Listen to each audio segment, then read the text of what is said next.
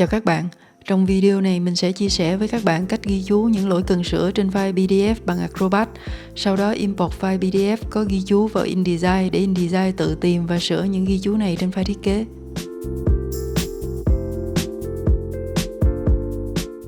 Nếu mà các bạn đã từng làm những dự án nhiều trang như là sách báo hay tạp chí thì các bạn cũng biết là sau khi hoàn thành thiết kế, designer sẽ xuất thành file PDF để gửi cho biên tập viên hay là khách hàng đọc lại nội dung. Nếu cần sửa gì thì họ sẽ ghi chú lại trên file PDF. Designer sẽ phải rà những cái lỗi này và sửa vào file thiết kế trên InDesign. Cá nhân mình đã phải làm cái hoạt động này rất là nhiều lần và mất rất nhiều thời gian và công sức. Rất là may mắn là từ năm 2019 thì Adobe đã ra một cái tính năng mới cho InDesign và Acrobat để có thể tạo những cái ghi chú bằng Acrobat và import những cái ghi chú này vào InDesign để sửa tự động. Thì mình sẽ thực hiện cái thao tác này như thế nào? Ở đây mình có 2 trang thiết kế đã hoàn thiện như thế này thì mình sẽ xuất ra PDF. Đầu tiên mình vào file ha, export. Mình đặt tên là trang 30-31 đi. Chọn cái format là Adobe PDF Print ha mấy bạn.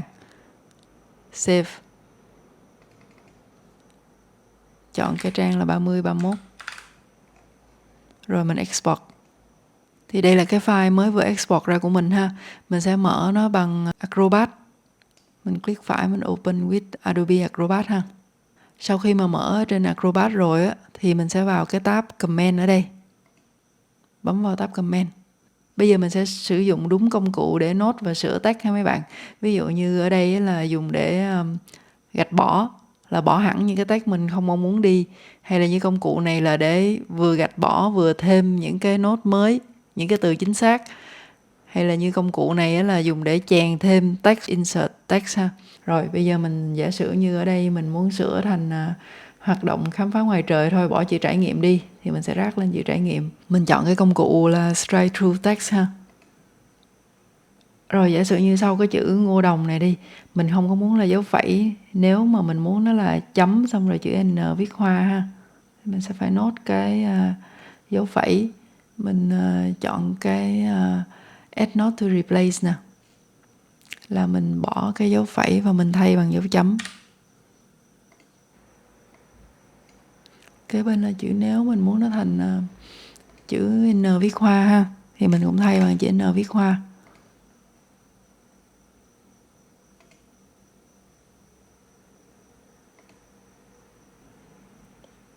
Rồi giả sử mình sửa thêm một cái lỗi nữa. Ví dụ như là mình không muốn nó là di chuyển sang mà mình muốn là tham quan đi. Thì mình sẽ bấm vào công cụ này. Mình để thành chữ tham quan. Sau đó thì mình muốn sau cái chỗ tham quan bích động mình muốn là thêm text vào. Thì mình bấm vào đây. Và ăn trưa đi. Pause. Rồi, giả sử mình có những cái lỗi đó ha. Sau khi mà sửa xong thì mình sẽ vào file, save. Thì nó sẽ save những cái nốt này của mình vào trong cái file PDF rồi. Sau đó thì mình đóng lại. Sau khi quay lại InDesign thì mình sẽ vào Windows, Comment, PDF Comment. Và khi mà nó mở ra cái cửa sổ PDF Comment ở đây thì mình sẽ bấm vào Import PDF Comment.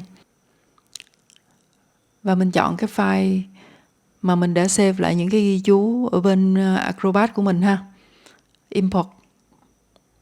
Thì nó sẽ hiện lên toàn bộ những cái comment mà mình đã save lại ở bên Acrobat hay mấy bạn chỉ việc click vào.